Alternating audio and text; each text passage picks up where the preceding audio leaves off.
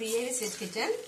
இன்னைக்கு நம்ம செஞ்சு பார்க்க போறது கருவேப்பிலை பச்சை மிளகாய் தொக்குங்க. Side dish recipe. வாங்க இப்போ செய்யற முறை பார்க்கலாம். ஸ்டவ் ஆன் பண்ணிட்டு ஒரு கடாய் வச்சுக்கலாங்க.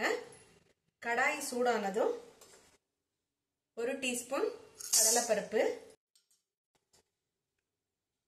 1 டீஸ்பூன் உளுத்தம்பருப்பு, 1 டீஸ்பூன் தனியா, 1/4 டீஸ்பூன் சீரகம், 1/4 டீஸ்பூன் மிளகு, ஒரு 8 to 10 வெந்தயம், ஒரு 1/4 டீஸ்பூன் கடுகு. இவ்வளவும் போட்டு ட்ரையா ரோஸ்ட் பண்ணிக்கணுங்க. கடுகு பொரிக்க ஆரம்பிச்சிருச்சுங்க.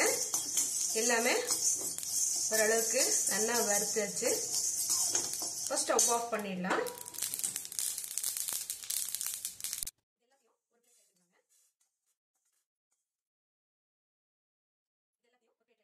இது ஒரு 2 நிமிஷம் ஆறட்டுங்க. அதுக்குள்ள நம்ம அடுத்த ப்ராசஸ் பார்க்கலாம். ஸ்டவ் ஆன் பண்ணிட்டு அதே கடாயில 1 கப்பு கருவேப்பிலைங்க நல்லா வாஷ் பண்ணி தொடச்சி வச்சுருக்கேன். கருவேப்பிலையை அதுல போட்டுடலாம் கடாயில. அதுவும் வெறுமனே தான் ட்ரையா ரோஸ்ட் பண்ணிக்கணுங்க. சிம்மில் வச்சுட்டு பண்ணுங்க.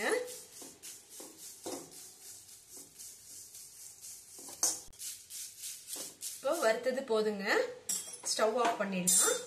இப்படி படிச்சா உங்களுக்கு நல்லா உடையணும் கிறிஸ்பா. இது எல்லாத்தையும் ஒரு பிளேட்ல எடுத்துடலாம். ஒரு ட்ரையா இருக்கிற மிக்ஸி ஜார் எடுத்துக்கலாங்க. நம்ம வறுத்து வச்சுட்டு இருக்கிற பொருள் எல்லாத்தையும் அதுல போட்டுடலாம். போட்டுட்டு ட்ரையா பவுடர் பண்ணணுங்க. பவுடர் பண்ணியாச்சு. இந்த மாதிரி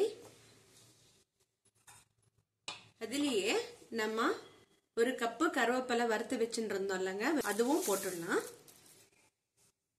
இப்போ அதுவும் சேர்த்து பவுடர் பண்ணிடலாம்.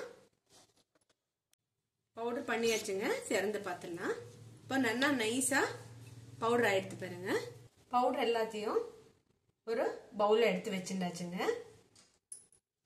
இந்த சைஸ்ல 12 பச்சை மிளகாய் எடுத்துட்டு இருக்கேங்க.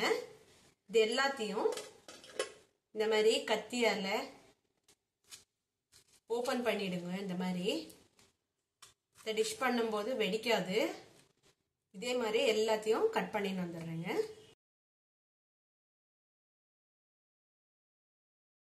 ஸ்டவ் ஆன் பண்ணிட்டு கடாய் சூடானதும் ஒரு 5 டேபிள் ஸ்பூனு எண்ணெய் விட்டுருக்கேங்க.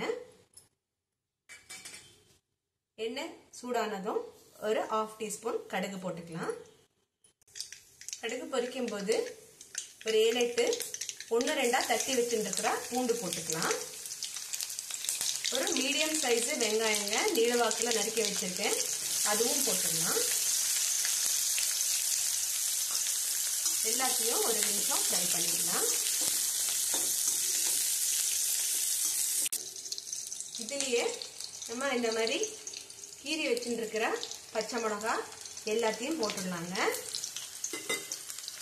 ரொம்ப டிஃப்ரெண்டா இருக்குங்க. ரொம்ப சூப்பரா இருக்கும். உங்களுக்கு சாம்பார் சாதம், சப்பாத்தி, உப்மா, தயிர் சாதத்துக்கு ரொம்பவே சூப்பரா இருக்கும்.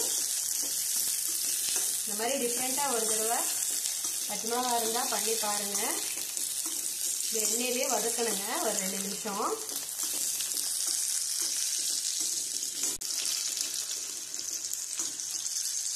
இந்த ஸ்டேஜ்ல ஒரு 1/2 டீஸ்பூன் மஞ்சள் பொடி போட்டுக்கலாங்க. ருசிக்கு தேவையான அளவு கல்லுப்பு போட்டுக்கலாம்.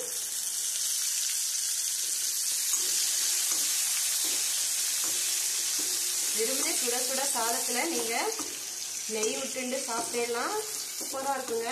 காரமே இருக்காது உங்களுக்கு. நல்லா நம்ம எண்ணெயில வதக்கிறதுனால. ஒரு 1/2 டீஸ்பூன் பெருங்காயம் போட்டுக்கலாம். பூண்டு ஆப்ஷனுங்க. உங்களுக்கு விருப்பம் இருந்தா போட்டுக்கோங்க. இல்லைன்னா வெறுமனே வெங்காயம் போட்டு கூட நீங்க பண்ணிக்கலாம்.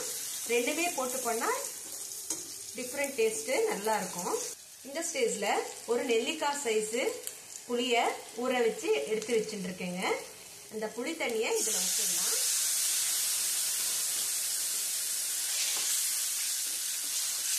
விட்டுட்டு ஒரு நிமிஷம் நல்லா மிக்ஸ் பண்ணிக்கலாம். பபுள்ஸ் வர ஆரம்பிச்சிடுது. இப்போ கொஞ்சமா வெல்லம் போட்டுக்கலாங்க. வெல்லம் கூட உங்களுக்கு விருப்பம் இருந்தா போட்டுக்கோங்க. இப்போ நல்லா கொதிக்க ஆரம்பிச்சிடுது. இந்த ஸ்டேஜ்ல நம்ம ஏற்கனவே வறுத்து பொடிச்சு வச்சுருக்கிற பவுடரை போட்டுடலாங்க. ரொம்பவே ஹெல்த்தியான சைட் டிஷ்ஷுங்க இது. கருவேப்பிலை எல்லாம் நிறைய போட்டிருக்கோம். கண்ணுக்கு தலைமுடிக்கெல்லாம் நல்லது. இந்த மாதிரி டிஃப்ரெண்டா பண்ணி சாப்பிட்டு பாருங்க. இது நல்லா ஆறினதும் ஒரு கிளாஸ் கண்டெய்னர்ல போட்டு நீங்க ஃப்ரிட்ஜில் வச்சுட்டேன்னா ஒரு வாரத்துலேருந்து 10 நாள் நல்லா இருக்குங்க. இந்த பச்சை மிளகாய் ஊற ஊற ரொம்பவே டேஸ்டா இருக்கும். வெறும் சாதத்துல நீங்க பிசைஞ்சு சாப்பிட்டா வேற எதுவுமே தேவைப்படாது. ஒரு நிமிஷம் மூடி வச்சிடலாங்க. நல்லா வேகட்டும் பச்சை மிளகாய் எல்லாம் அதுலயே.